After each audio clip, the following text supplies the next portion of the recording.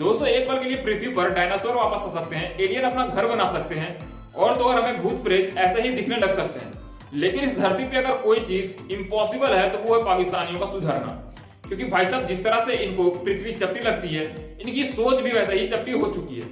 मतलब भाई साहब, T20 वर्ल्ड कप 2024 में भारतीय टीम इतनी मेहनत और इतनी अच्छी परफॉर्मेंस के बाद फाइनल में पहुंची है, पर मजाल हो कि ये पाकिस्तानियों उसे अप्रिशिएट कर दे।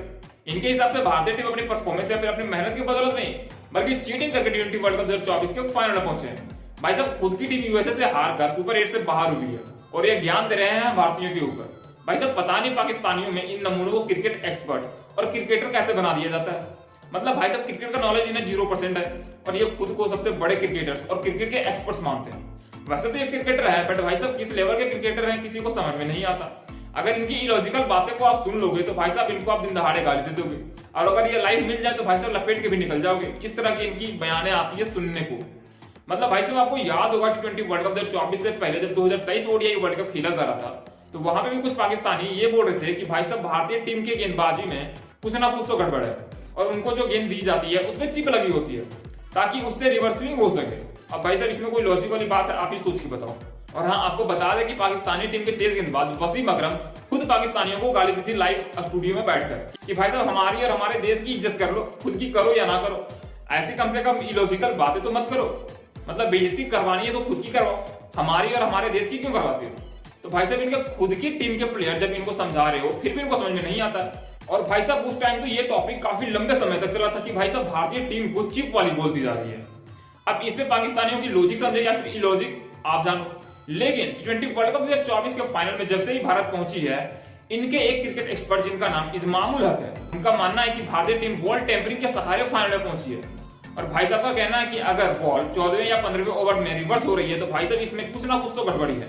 अबे इन चूतियों को कौन समझाए कि भाई साहब इसमें बॉल की गड़बड़ी नहीं है, बल्कि हमारे गेंदबाजों के पास एक्सपर्टीज ज्यादा है और उनको बॉलिंग करवाने की अक्ल है, ना कि तुम्हारे पाकिस्तानियों के जैसा जो कि यूएसए के खिलाफ हार कर बाहर हो जाओ। खुद की टीम तो मैच जीत नहीं रही, अब वो नहीं जीत रही है तो भाई साहब भारतीय टीम को टारगेट कर लेते हैं, क्योंकि टीआरपी तो इनको चाहिए और इनको पता है कि टीआरपी तभी मिलेगी जब ये भारतीय टीम या फिर भारतीय खिलाड़ियों के खिलाफ कुछ बोलेंगे।